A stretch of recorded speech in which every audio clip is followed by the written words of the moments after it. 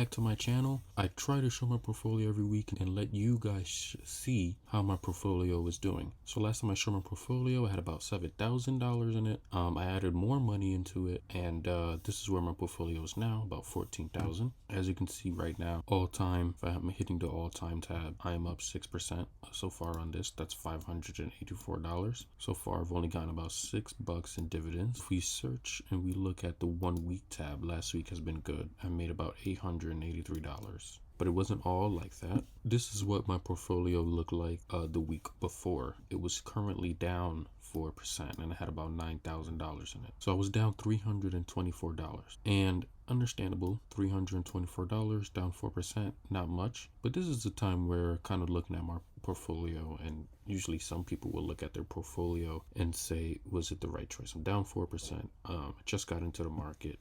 As you can see, my consumer, and this is a screenshot. So my consumer was down $87. My tech was down $161. Everything was red besides healthcare. And I just kept in, and what you guys see is this portfolio. I said I just kept buying. I just bought more of the shares as they were down because I believe in my companies, and that's what made me have that amazing week of $800 in 1 week. And that's pretty good. I mean, $800 in 1 week, after you were down $300, that's about what, a $1,200 swing right there. So that's what I have so far right there. And right now, let's look at my consumer. And I want you guys to know this first. I name my profile growth / dividend, because I have growth stocks in here that don't pay dividends, and I have dividends in here, companies that do pay a growing dividend as well. So my strategy is to have growth stocks in here that don't pay dividends, like Amazon, Google,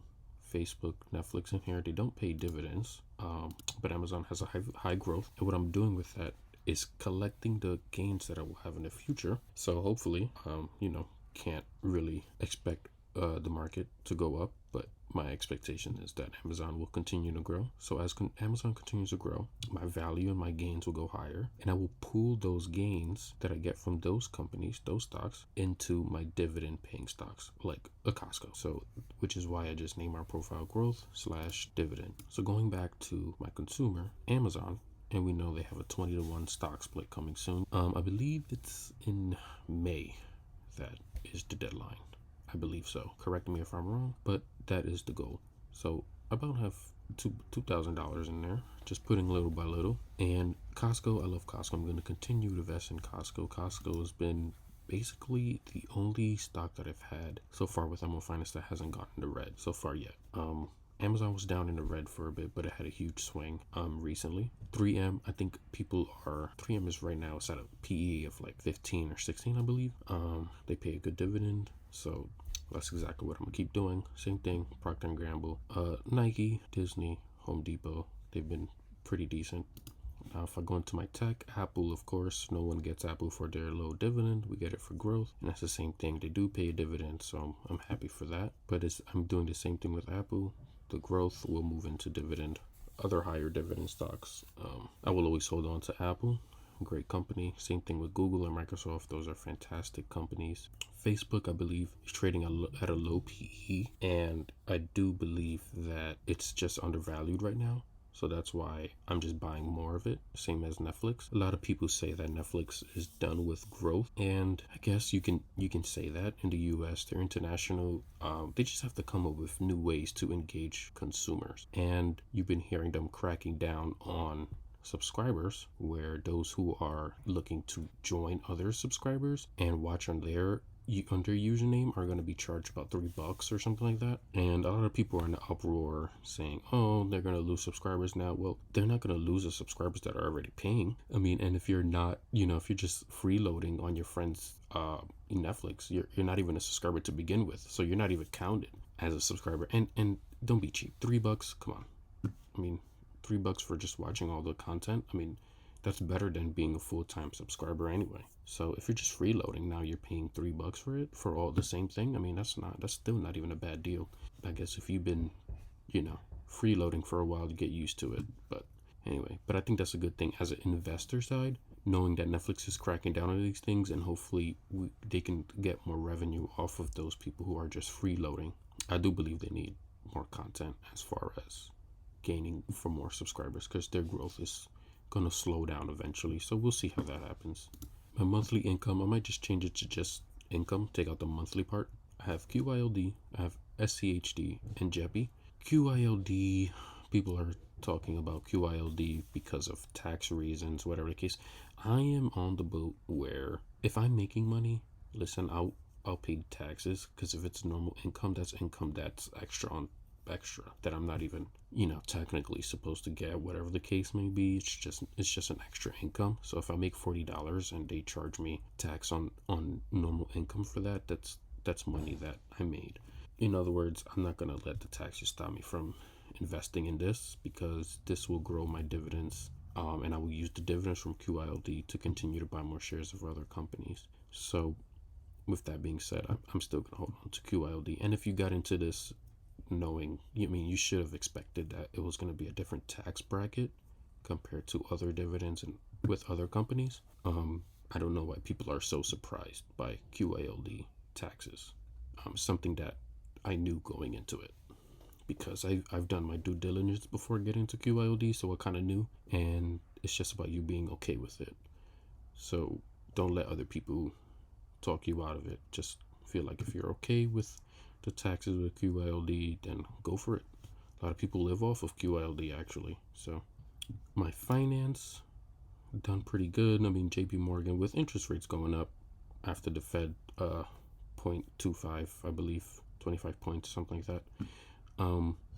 It should be a good time for banks. Right now I'm up $1 on JP Morgan and about $10 on T Rowe, and believe it or not, Berkshire, I think, along with Costco, has always been in the green.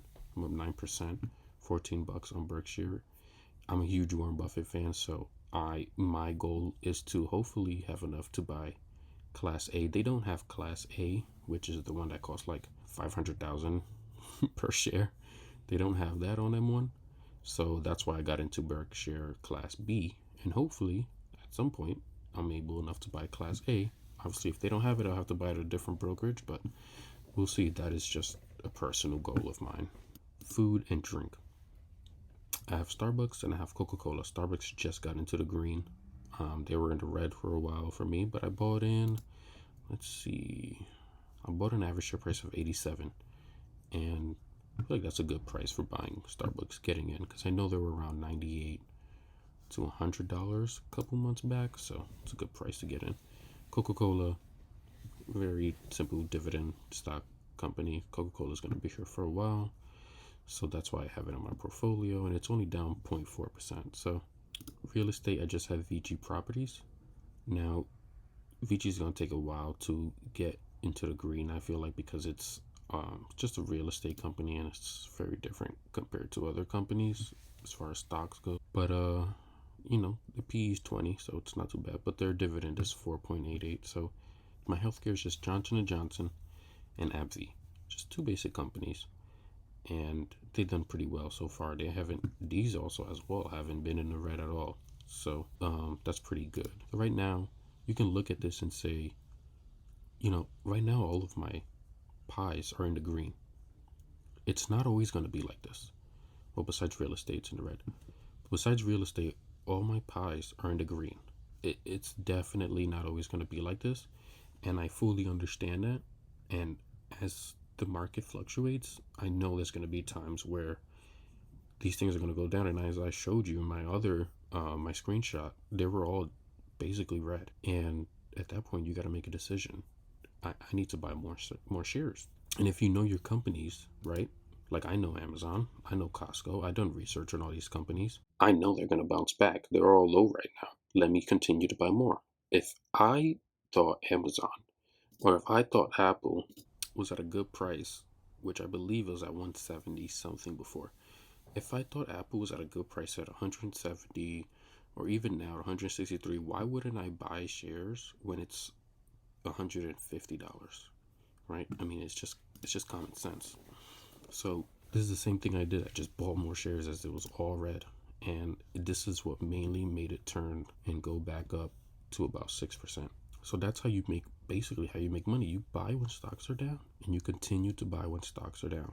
And as they go up, now you have more power as the stocks go up. That's pretty much how that works. Right now I don't have much dividends going in. I only have about $6 in dividends right now. It's not much, but my portfolio is just getting started.